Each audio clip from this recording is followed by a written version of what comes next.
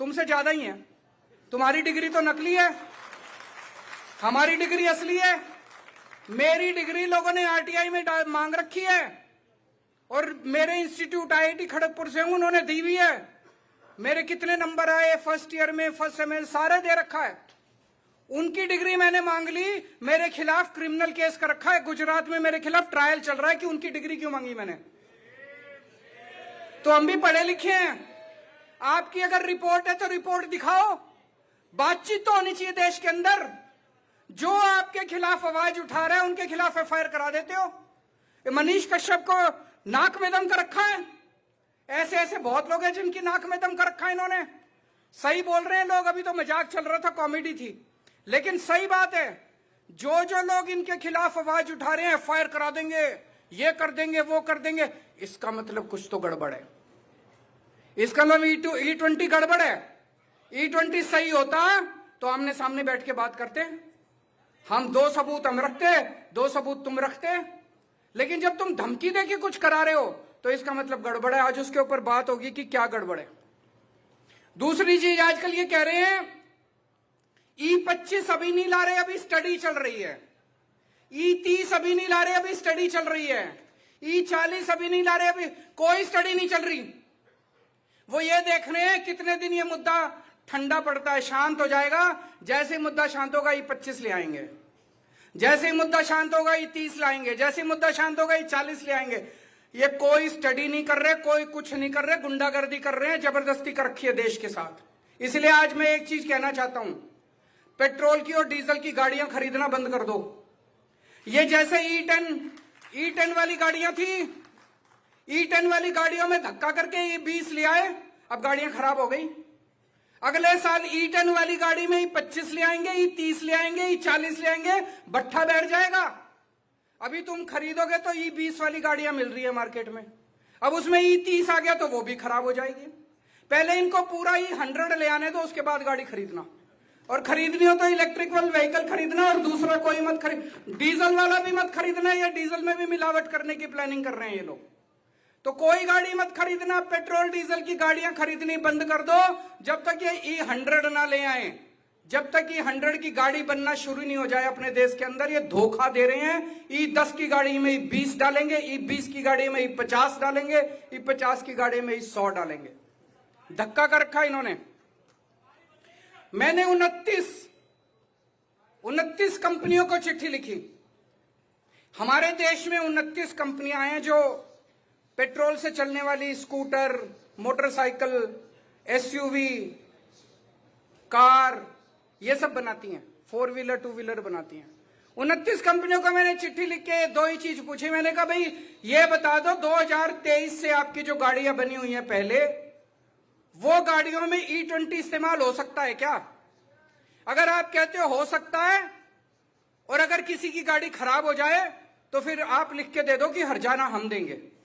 अगर किसी की गाड़ी में माइलेज कम आए तो लिख के दे दो कि हर्जाना हम देंगे। ये दो बातें पूछी, किसी की चिट्ठी का जवाब नहीं आया।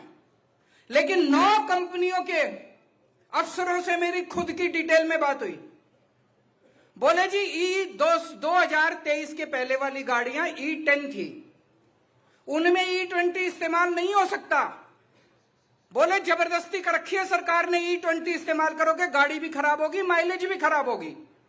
तो मैंने कहा लिख के दे दो। बोले लिख के देंगे, धमकी दे रहे हैं प्रधानमंत्री जी, फैक्ट्री बंद करा दूंगा, इनकम टैक्स की रेड करा दूंगा, प्लांट बंद कर दूंगा, ईडी भेज दूंगा। बोले धमकी दे रहे हैं, हम लिख के नहीं दे सकते। और बोले अगर हमने उनके कहने से लिख के दे दिया E20 सही है, तो बोले फिर कंज्यूमर आ जाएगा, वो कंज्यूमर कोर्ट में जाके कहेगा हमारा हर्जाना दो। बोले ना ये लिख के दे सकते ना वो लिख के दे सकते। तो जबरदस्ती का रखिए। एक चुटकुला सुना करते थे कि एक बारी रशिया, अमेरिका और इंडिया तीनों की पुलिस के बीच में कंपटीशन हुआ। रशिया की पुलिस आई, अमेरिका की पुलिस आई और मोदी जी की पुलिस गई। एक शेर को जंगल में छोड़ दिया, पुलिस को कहा भाई इस शेर को पकड़ के लाओ। तो रशिया की जो पुलिस थी वो 5 दिन में शेर को पकड़ के ले आई। अमेरिका की पुलिस 1 दिन में शेर को पकड़ के ले आई। मोदी जी की पुलिस 1 दिन बीत गए, 2 दिन बीत गए, 3 दिन बीत गए, पता ही नहीं चला, आई नहीं पुलिस। तो अंदर जाके देखा तो मोदी जी की पुलिस ने कुत्ते को पकड़ रखा, मार रहे हैं उसको, बोल मैं शेर हूं, बोल मैं शेर हूं। यही हाल कर रखा इन्होंने हमारे साथ। E20 ठीक है, E20 ठीक है। अरे कहां से ठीक है? ये इतने सारे लोग झूठ बोल रहे हैं। और अब तो जो बीजेपी वाले थे ये कह रहे हैं एंटी नेशनल हैं, ये कह रहे हैं ये तो विपक्ष का एजेंडा है। जो बीजेपी वाले थे वो भी गालियां दे रहे हैं अब इनको। अब एक सबसे बड़ी बात उठती है, इथेनॉल पेट्रोल से महंगा है ना मनीष? 40-50 रुपए का टैक्स सारे अगर घटा दो तो 50 रुपए के करीब पेट्रोल पड़ता है, और टैक्स सारे हटा दो तो 70 रुपए का इथेनॉल पड़ता है। इथेनॉल महंगा है पेट्रोल से। इथेनॉल की माइलेज कम है क्योंकि कैलोरीफिक वैल्यू कम है। ये कह रहे थे इथेनॉल से फॉरेन एक्सचेंज बचती है, वो भी कई लोगों ने आर्टिकल लिख के कैलकुलेशन करके कोई फॉरेन एक्सचेंज नहीं बचती। कह रहे थे इथेनॉल से किसान को फायदा हो रहा, कोई किसान नहीं फायदा हो रहा। इथेनॉल के जहां प्लांट लगे हुए हैं वहां 20-20 किलोमीटर तक सारा पानी बर्बाद हो गया, पोल्यूशन हो गया, सारी जमीन खराब हो गई आसपास की, किसान दुखी हैं उससे। तो अगर इथेनॉल से कोई फायदा नहीं है तो जबरदस्ती क्यों कर रही है सरकार? कोई बता सकता है? ये जो कुछ लोग कह रहे हैं कि गडकरी जी को फायदा पहुंचाने, मेरे को नहीं लगता मोदी जी को गडकरी के बच्चों में कोई इंटरेस्ट है। मेरे को नहीं लगता कि मोदी जी गडकरी के बच्चों का मुनाफा कराने के लिए ये करवा रहे हैं। अमित शाह के बच्चे होते तो शायद फिर भी मान लेते। गडकरी के बच्चों का मुनाफा कराने के लिए मोदी जी ने इथेनॉल देश के ऊपर थोप दिया, ये मैं मानने को तैयार नहीं हूं। मोदी जी और गडकरी में कितनी दोस्ती है ये हम सब जानते हैं। तो मोदी जी पूरे देश में इथेनॉल क्यों थोप रहे हैं बताओ? आज मैं पिछले कुछ दिनों से रिसर्च कर रहा हूं, मैं आपको बताता हूं। अभी कुछ दिन पहले इंडिया और अमेरिका के बीच में ट्रेड डील साइन हुई। उस ट्रेड डील में लिखा हुआ है कि अगले 5 साल में इंडिया को $100 बिलियन का अमेरिका से सामान खरीदना कंपलसरी है। $100 बिलियन का। अब क्या खरीदें? कुछ खरीदने को है नहीं, जबरदस्ती खरीदना पड़ेगा। अमेरिका दुनिया का सबसे बड़ा इथेनॉल बनाने वाला देश है। दुनिया में सबसे ज्यादा इथेनॉल अमेरिका बनाता है और अमेरिका में खपत नहीं है। हमारे देश में E20 थोप रहे हैं, अमेरिका में E10 से भी कम है, और वो भी ऑप्शन मिलती है हर पेट्रोल पंप पे, E10 लेना है कि प्योर पेट्रोल लेना है, ऑप्शन मिलती है। वहां पे E10 है, वहां E20 नहीं है, यहां अब इथेनॉल कहां बेचे अमेरिका?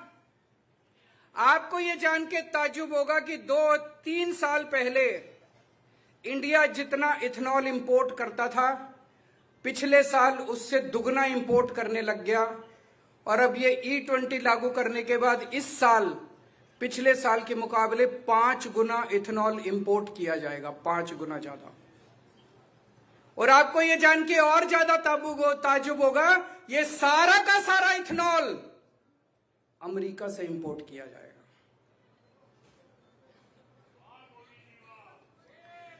मैं फिर से समझा दूं आपको, पिछले साल 1 बिलियन लीटर्स इथेनॉल अमेरिका से इंपोर्ट किया गया। कितना? 1 बिलियन लीटर्स। 3 साल पहले इसका आधा किया गया था। पिछले साल 1 बिलियन, इस साल जब E20 लागू कर दिया गया 5 billion litres of ethanol import किया जाएगा, और सारा का सारा अमेरिका से इंपोर्ट किया जाएगा। तो ये जो अमेरिका के साथ जो ट्रंप के सामने मोदी जी झुके हुए हैं, जो भी मजबूरी है मेरे को बताने की जरूरत नहीं है, आप लोगों को ज्यादा पता है। जो मजबूरी है, अमेरिका को खुश करने के लिए हमारे देश के ऊपर जबरदस्ती इथेनॉल थोपा जा रहा है। पहले 2018 में केंद्र सरकार ने ऐलान किया था कि हम 2030 तक देश के अंदर E20 लागू करेंगे। जब से ट्रंप आया है, अब मोदी जी ट्रंप के आने के बाद कह रहे हैं कि हम 2025 में 2026 में E20 लागू कर देंगे। तो मोदी जी की जो मजबूरी ट्रंप के सामने है, ट्रंप ने जो मोदी जी की गर्दन पकड़ रखी है, जो हाथ पकड़ के मरोड़ रखा है मोदी जी का, उसका भुगताना आज हमारे देश के लोग 1 billion litre 5 billion litres 5 billion litres का मतलब हुआ लगभग $2.5 बिलियन। एक साल में $2.5 बिलियन का इथेनॉल हम अमेरिका से खरीदेंगे। 5 साल में $12.5 बिलियन। और अगर आप डॉलर की वैल्यू इंक्रीज होगी, पेट्रोल की खपत, तो 15 से $20 बिलियन का 5 साल में हम इथेनॉल खरीदेंगे। $100 बिलियन का सामान खरीदना है, उसमें से $20 बिलियन का इथेनॉल खरीदेंगे हम अमेरिका से, जिसकी हमें जरूरत नहीं है, जिसकी हमें जरूरत नहीं है। तो ये जो मोदी जी बिछे हुए हैं ट्रंप के सामने, मोदी जी ने जो घुटने टेक रखे हैं, मोदी जी की जो मजबूरी है, कोई कहता है एप्स्टीन फाइल है, कोई कहता है अडानी को बचाने, मुझे नहीं पता क्या है, लेकिन मोदी जी ने पूरा देश बेच दिया, आप लोगों का घर बेच दिया, आप लोगों की गाड़ियां खराब कर दिया, आप लोगों का बेड़ा गर्क कर दिया ट्रंप के सामने जो उनकी मजबूरी है। अब एक चीज है, युवाओं का आंदोलन अभी सफल हुआ, धर्मेंद्र प्रधान को इस्तीफा देना पड़ा। उसका टर्निंग पॉइंट क्या था? मोदी जी को बड़ा गरूर था, इन बच्चों को तो मैं देख लूंगा। एक दिन उन्होंने सोनम वांगचुक को जबरदस्ती वहां से उठा दिया, उनको लगा सोनम वांगचुक को उठा देंगे धरना खत्म हो जाएगा, धरना और बढ़ गया। फिर 20 जुलाई को उनको लगा डंडे मारो इनको, आंसू गैस छोड़ो, सर फोड़ दिए, अपने ही बच्चों के सर फोड़ दिए, टांगे तोड़ दी, खूब मारा बच्चों को, खूब मारा बच्चों को। उनको लगा माँ बाप डर जाएंगे, बच्चे डर जाएंगे, डर जाते हैं, अपने माँ बाप भी डर जाते हैं। माँ बाप कहते हैं खबरदार जो गया तो, बच्चे भी डर जाते हैं कि मैं वहां जाऊंगा तो पिटाई। कुछ तो चमत्कार हुआ, एक बार तो जंतर मंतर खत्म हो गया, रात होते होते 4000, 5000, 10,000 लोग 20 तारीख की रात को जंतर मंतर पहुंच गए। और जब जनता के बीच में डंडे का डर खत्म हो जाता है तो सिंहासन डोलने लगता है। 20 तारीख की रात ने तय कर दिया था, उसी दिन मैंने अपने दोस्तों को बोल दिया था अब तो धर्मेंद्र प्रधान को इस्तीफा देना पड़ेगा। जिस दिन जनता के मन में मार का, जेल का, इन्होंने मेरे को जेल में डाला, अगर मैंने कुछ गलत काम किया होता, मेरे मन में यह डर होता यार कन्विक्शन हो जाएगा, इनसे दोस्ती कर लो, मैं भी बीजेपी में चला जाता, एनडीए में चला जाता, इनका समर्थन, मेरे को पता था आज नहीं तो कल, कल नहीं तो परसों न्याय तो मिलेगा ही मिलेगा, मैं जेल चला गया। अब मेरे मन से भी जेल का डर, अगर इनको लगे ना केजरीवाल को जेल में डाल देंगे, हम, मेरे को जेल का डर नहीं लगता। 6 महीने रह आया, 6 साल भी रह लेंगे। तो जिस दिन जनता को जेल का डर और डंडे का डर खत्म हो जाता है, उस दिन जनता की जीत हो जाती है। और बड़े बड़े शासक, आज जितने आप लोग आए हैं और जितने लोग सोशल मीडिया पे देख रहे हैं, मैं आपको कहना चाहता हूं, कुछ लोग डरे हुए हैं, वीडियो डालने में भी डर लगता है, कुछ भी करने में। एक बार डर निकाल दो, सारे जने वीडियो डालना चालू कर दो, देखते हैं कितने लोगों को जेल भेजेंगे मोदी जी और कितने लोगों, तुम्हारी ईडी छोटी पड़ जाएगी मोदी जी, तुम्हारी सीबीआई छोटी पड़ जाएगी, तुम्हारी पुलिस, तुम्हारा इनकम टैक्स, सारी एजेंसी छोटी पड़ जाएगी। कई बार हम सोचते हैं ना, अंग्रेज तो थे 80,000 और देश की जनता उन दिनों में थी 30 करोड़। 80,000 लोगों ने 30 करोड़ लोगों पे कैसे राज शासन कर लिया?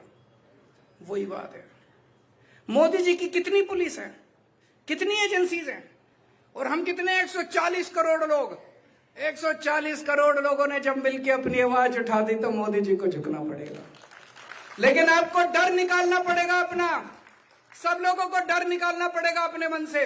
सारे जने वीडियो बनाओ, खूब वीडियो बनाओ, अपने दोस्तों के बनाओ, अपने बनाओ, सोशल मीडिया पे डालो।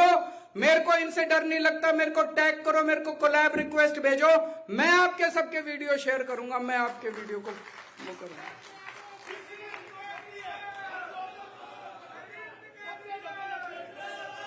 दूसरी बात, कुछ दिन पहले मैंने कहा था प्रधानमंत्री के नाम पिटीशन साइन करो। 2 लाख से ज्यादा लोगों ने पिटीशन साइन किया ऑनलाइन। उनके प्रिंट आउट ले लिए मैंने। मंगलवार को 4 तारीख को सुबह 12 बजे वो सारी पिटीशन लेके मैं प्रधानमंत्री जी को देने के लिए व्यक्तिगत खुद जाऊंगा उनके घर की तरफ। सबको आने की जरूरत नहीं है, अपने साथ 100 ऐसे लोग लेके जाऊंगा जिनको डंडे से डर नहीं लगता। मैं अपने साथ 100 ऐसे लोग लेके जाऊंगा जिनको जेल जाने से डर नहीं लगता। जो जो लोग जाना चाहते हैं मेरे को लिख देना, मेरे को टैग करके मेरे को लिख देना। 100 लोगों को साथ लेके जाएंगे, प्रधानमंत्री जी के घर की तरफ कूच करेंगे और फिर देखते हैं उसके बाद क्या होगा। बाहर एक कैलकुलेटर लगा हुआ है, जाने से पहले आप हमारी वेबसाइट पे भी है, आप कैलकुलेट कर सकते हो कि E20 की वजह से सालाना तौर पे और 5 साल में आपके घर में कितना नुकसान होगा, कितने पैसे का नुकसान होगा E20 की वजह से।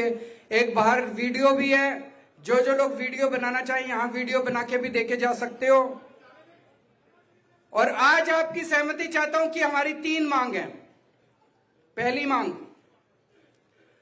हर पेट्रोल पंप पे या अलग अलग पेट्रोल पंप पे आप हमें ऑप्शन दो। अगर हम प्योर पेट्रोल लेना चाहें या E20 लेना चाहें, हमारी मर्जी होनी चाहिए। होनी चाहिए कि नहीं होनी चाहिए? उसी से पता चल जाएगा। अगर आप ये ऑप्शन दोगे E20 बिका, तो इसका लाभ आपका E20 सही है। भाई मार्केट है, मार्केट को तय करने दो ना। तो ऑप्शन मिलनी चाहिए, E20 खरीदना चाहे तो E20 कोई खरीदे, और अगर प्योर पेट्रोल खरीदना चाहे तो प्योर पेट्रोल। दूसरी डिमांड, प्योर पेट्रोल से E20 सस्ता होना चाहिए। और तीसरी डिमांड मैंने कैलकुलेट करा है, आज जबरदस्ती तेल कंपनियों को फायदा पहुंचाने के लिए पेट्रोल महंगा कर रखा है। पेट्रोल 84 रुपए से कम होना चाहिए, 84 रुपए लीटर से। मंजूर है ये तीनों डिमांड? तो ये 3 डिमांड आज हम करते हैं। मैं प्रधानमंत्री जी का बहुत बहुत शुक्रिया अदा करता हूं, आपने अपने व्यक्तिगत समय से समय निकाला और जनता की बात सुनने के लिए आए। मैं रिक्वेस्ट करता हूं कि वापस जाके आप अपनी कैबिनेट में चर्चा करेंगे और इस निर्णय को वापस लेंगे। भारत